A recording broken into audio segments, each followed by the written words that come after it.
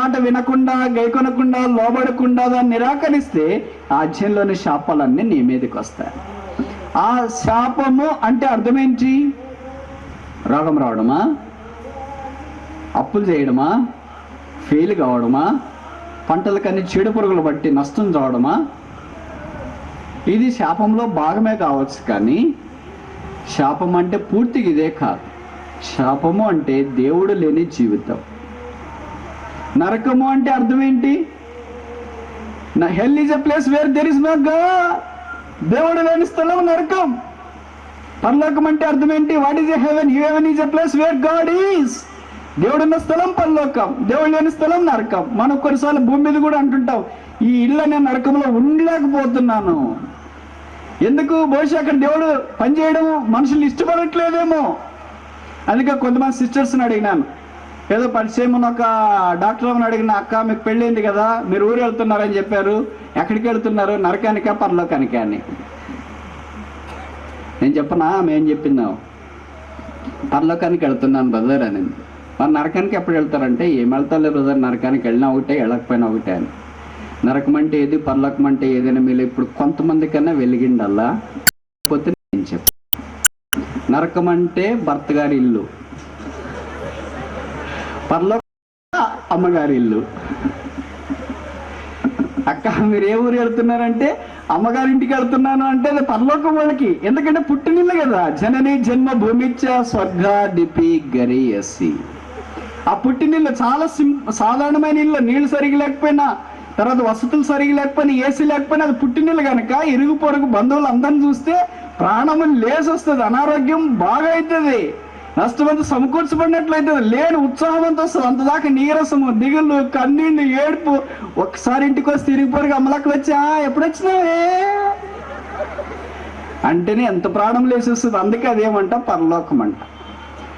నరకం అంటే ఏంటంటే భర్త గారి ఇల్లు. అక్కడికి వెళ్తే ఇంట్లో ఉంటుంది, బయటికి రావడానికి లేదు. బయటకు వస్తే భర్త అంటాడు, ఎక్కడ బయటికి వెళ్ళేవేంటి, ఎవరిని చూస్తున్నావు? అమ్మో. అత్తగారు అంటారు, ఏం చేస్తున్నావు? ఆడపడుచులు వచ్చి ఏం చేస్తున్నావు? ఇరుగు పొరుగు ఈ మాటలను అనేటప్పటికి ఆమెకి ఏమనిపిస్తుంది అంటే అది నరకముగా అనిపిస్తుంది అనమాట. అందుకే కొంతమంది పరలోకానికే వెళ్ళటానికి ఇష్టపడతారు, నరకానికి వెళ్ళటానికి ఇష్టపడరు. నేను చెప్పిన మాటలు మీకు అర్థమవుతున్నాయిగా. ఆశీర్వాదము, శాపం అంటే దేవుడున్న స్థలం ఆశీర్వాదం. పరలోకం అంటే దేవుడున్న స్థలం.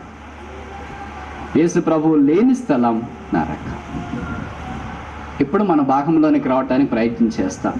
ఎక్కడ దేవుడు ఉంటాడో అక్కడ దైవిక వాతావరణం ఉంది. ఇస్సాకు జీవితంలో అదే దేవుడు నెరవేరుస్తూ వచ్చినాడు. అందుకే దేవుడు ఆయనకు తోడై ఉన్నాడు, ఆయన వర్ధిల్లినాడు. యాకోబుకి దేవుడు తోడై ఉండాలని కోరాడు. ఇది దేవుని మందిరమే. దేవుని మందిరంలో నిన్న ఉదయం నుండి మనం చూస్తున్నాం. ఉదయం మొదటి ఏం చూసినాం? దేవుడు నిలిచినాడు. రెండవది, దేవుని మందిరంలో దేవదూతలు కనిపిస్తున్నారు. మూడవది, దేవుని మందిరంలో దేవుడు తోడై ఉంటాడు. ఇంకేం జరుగుతుంది? 15వ వచనం, ఆదికాండం 28:15. ఆదికాండం 28:15. ఆదికాండం 28:15. ఇదిగో నేను నీకు తోడైంది, నీ వెళ్ళు ప్రతి స్థలమందు నిన్ను కాపాడచ్చు. ఇప్పటికి నేను చెప్పిన మాటలు మీకు అర్థమయ్యాయి కనుక మనకు దేవుడు తోడుగా ఉన్నాడా లేదా అని 5 విషయాలను బట్టి మనకు అర్థమవుతుంది. ఇప్పుడు మనం నిర్ణయించుకోవచ్చు, అవును దేవుడు నాకు తోడై ఉన్నాడు, నేను ఏ కష్టమైనా భరిస్తా, ఏ కన్నీరైనా భరిస్తా, ఏ వేదనైనా భరిస్తా. మనకు దేవుడు తోడుగా లేడంటేనే మనకు భయం వేస్తుంది, కానీ దేవుడు మనకు తోడై ఉన్నాడంటే ఇంకెందుకు భయం వేస్తుంది? ఇది ఎలాగుంటుందంటే, సైకిల్ నేర్చుకునే వాళ్ళు కొంతమంది ఉంటారు కదా మీ ఊర్లో పిల్లలు.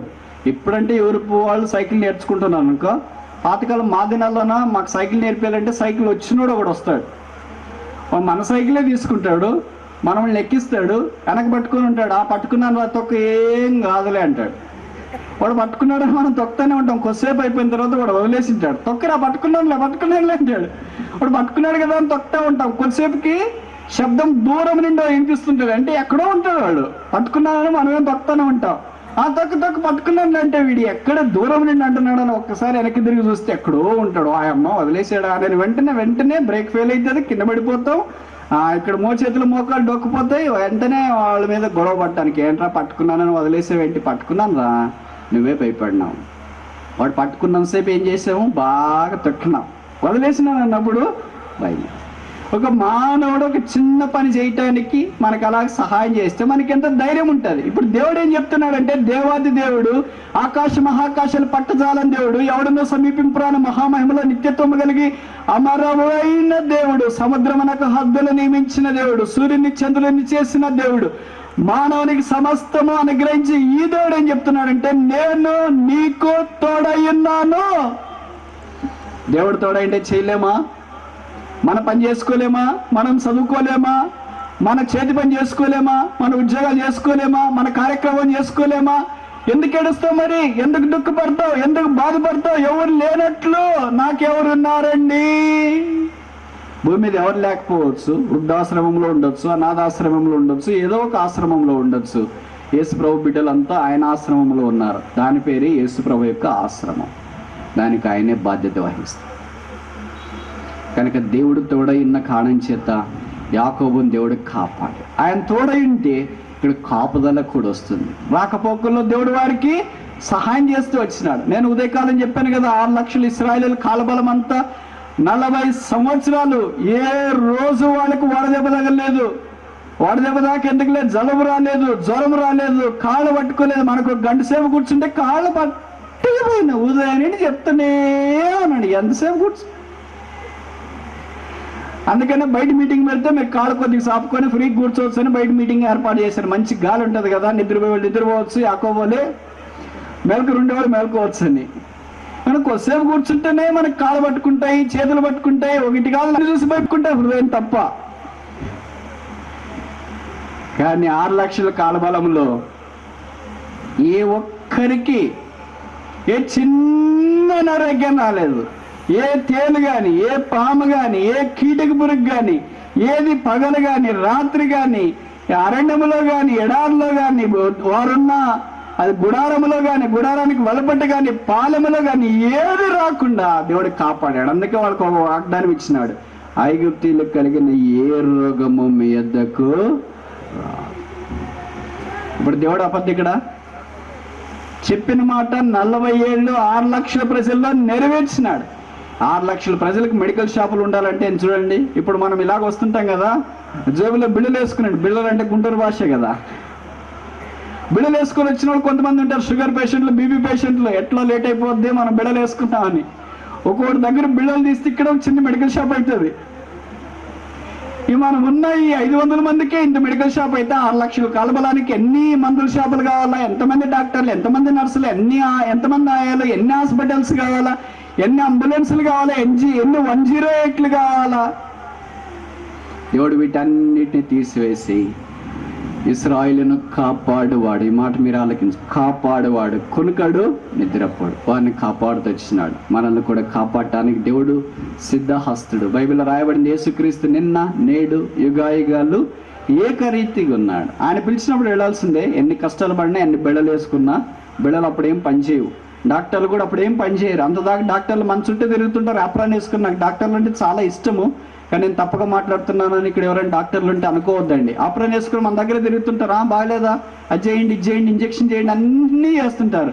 తిరిగి ప్రాణం కోల్పోయేటప్పటికి వచ్చినప్పుడు మన ఎదురుగా వారు పోతుంటారు. ఏంటి సార్ వెళ్తున్నారు ఏంటి అని హాస్పిటల్లో మనం అడిగితే, ఏం లేదు మళ్ళీ వస్తానులేండి అని. అప్పటికే మనకి సగం అర్థమై ఉండాలి హాస్పిటల్ పరిచయం ఉన్న వాళ్ళకి. ఎందుకంటే ఆయన ప్రాణాపాయ స్థితిలో ఉన్నాడు. డాక్టర్ ఎప్పుడు ఆయనే వచ్చి చనిపోయినాడు అని చెప్పరు. వాళ్ళకి ఎందుకు చెప్పరు తెలుసా మీకు? ఎవరికైనా చెప్పినారా డాక్టర్లు ఎవరని? మీరు ముస్లిం ముదక ఇలాంటి వాళ్ళని హాస్పిటల్కి తీసుకుపోతే వాళ్ళు చనిపోయే స్టేజ్లో ఉంటే డాక్టర్ వచ్చి మీ ఆయన చనిపోతాడండి తీసుకెళ్ళండి, లేదా చనిపోయాడండి తీసుకెళ్ళండి అని చెప్తారా? చెప్పినారా లేదా? చెప్పరు. ఎవరు చెప్తారు మరి? అక్కడ ఉన్న నర్సులు చెప్తారు. ఎందుకు డాక్టర్లు చెప్పరు? సిగ్గుపోతారు. ఇంత చదువుకొని చచ్చిపోయినాడని చెప్తే ఎట్లా నాయన?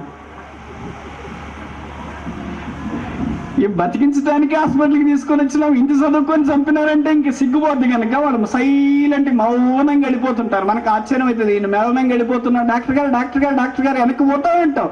ఉండండి, ఆగండి ఆగండి ఆగండి, మీరు ఆగండి, మళ్ళీ నేను వస్తానండి, ఆగండి ఆగండి, నేను అదే పోవడం ఇంక మళ్ళీ రాడు. 1-2 గంటలు అయింది. మనమే అనుకుంటే ఏం రాలేదు ఎట్లున్నాడో లేదు, అటు ఇటు ఒత్తిడికి గురై తిరిగి నర్సు దగ్గరికి వెళ్తే, ఏమండి అంటే మొట్టమొదట చనిపోయినాడని చెప్పదు. ఏమన్నా నమ్మకం లేదండి, అందరూ పిలుచుకొని వచ్చు. మళ్ళీ ఒక అర్ధగంట అటు ఇటు ఆగిన తర్వాత ఏమండి ఏమో ఒక గంట అయితే అప్పటికే చచ్చి గంట అయిపోయింటాడు. ఏమండి అని ఇంకో ఏమో నమ్మకలేదండి. ఆ తర్వాత ఎప్పుడో గంట సేపు అయిపోయిన తర్వాత ఇంక అయిపోయిందండి, అన్ని ఫార్మాలిటీస్ అన్ని ముగించేస్తాం, అప్పుడు వచ్చి మీరు తీసుకెళ్ళవచ్చు కదా. ఈ వైద్య ప్రపంచం అంతా చనిపోయే మానవుని బతికించలేదు, కానీ వైద్యులకు వైద్యుడు, దేవాతి దేవుడు మరణము తప్పించుట యెహోవా వశం. దేవుని ప్రజలని ఇశ్రాయేలు 6 లక్షల కాలుబలాన్ని ఆయన కాపాడాడు. బైబిల్లో రాయబడింది, వారి చెప్పులు ఊడిపోలేదు, నష్టం కాలేదు, వాళ్ళ కాళ్ళకు వాపు కూడా రాలేదు. మీలో చాలా మందికి తెలుసు, వరుసగా ఒక రోజు నడిస్తే 2వ రోజుకి కాళ్ళు వాపు వస్తాయి, 3వ రోజుకి ఇంకా ఎక్కువ వాపు వస్తాయి. 40 ఏళ్ళు నడిచినారు వాళ్ళు, ఏనాడు వాళ్ళ కాళ్ళకు వాపు రాలేదు, జడబాం పూసుకోలేదు, అమృతాంజనం పూసుకోలేదు, ఇంకేది వాపు తగ్గించేది ఏది వారిని పూసుకోలేదు.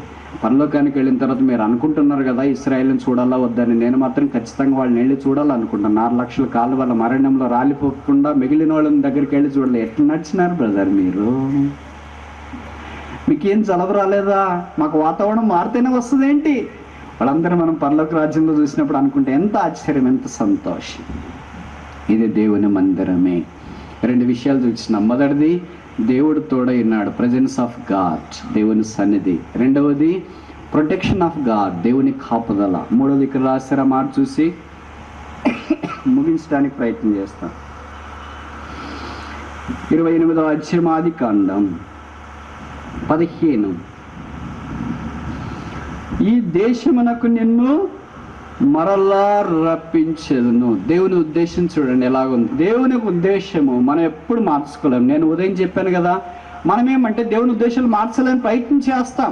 కొన్ని జరగటానికి కూడా మన సొంత ఉద్దేశం నెరవేర్చుకోవటానికి ప్రయత్నం చేస్తాం. కానీ దేవుడు అంటాడు, నీ చిత్తం చేయటానికి భూమి మీద నీవు లేవు. యేసుప్రభువు అన్నాడు, నీ చిత్తం చేయటానికి నేను వచ్చి తిని. ఈ భూమి మీద మనం ఎవరు చిత్తం చేయటానికి ఉన్నామంటే దేవుని చిత్తం చేయటానికి ఉన్నాం. ఈ సృష్టి దేవుడిది, మనం దేవుని వారము, దేవుని చిత్తం చొప్పున చేయటానికి ఇక్కడికి వచ్చినాము, కానీ మన చిత్తం చేయటానికి మనము ఇక్కడ లేం. నేను ఉదయం చెప్తూ వచ్చినాను కదా, దేవుడు ఏం తింటాడు? బిర్యానీ. దేవుడు ఏం తింటాడు? మనిషి అహం. మనలందరిలో అహం ఉంటుంది. అహాన్ని ఆయన తింటా ఉంటాడు. ఎంత తిన్నా ఆయన ఆకలి తీరదు. ఎందుకంటే ఈ అహం చాలా తీవ్రంగా ఉంటుంది. నేను చేయగలను, నేను పాడగలను, నేను వాయించగలను, నేను బోధించగలను. ఈ అహం అంతా దేవుని యొక్క ఉద్దేశంలోనికి రాకుండా మనం దూరం చేస్తుంది. ఈ రాత్రి యాకోబు దేవుని ఉద్దేశంలోనికి తిరిగి వచ్చినట్లు మనం కూడా దేవుని ఉద్దేశంలోనికి తిరిగి రావాలి. దేవుని ఉద్దేశాలు సామాన్యమైన వారి విషయంలో అసమానంగా ఉంటాయి. నేను ఒక్క సంగతి చెప్పి ముగించడానికి ప్రయత్నం చేస్తా. అదొక జిల్లా కేంద్రం. అక్కడికి నేను ఒకసారి వెళ్ళాను. ఇలా 3 రోజులు మీటింగ్ సాయంకాలం పూట కూడా ఏర్పాటు చేశారు. మొదటి రోజు, 2వ రోజు, 3వ రోజు అయిపోయేటప్పటికి అక్కడున్న ఒక విశ్వాస ఆయన కుటుంబము ఒక స్త్రీని తీసుకుని వచ్చి పరిచయం చేశారు.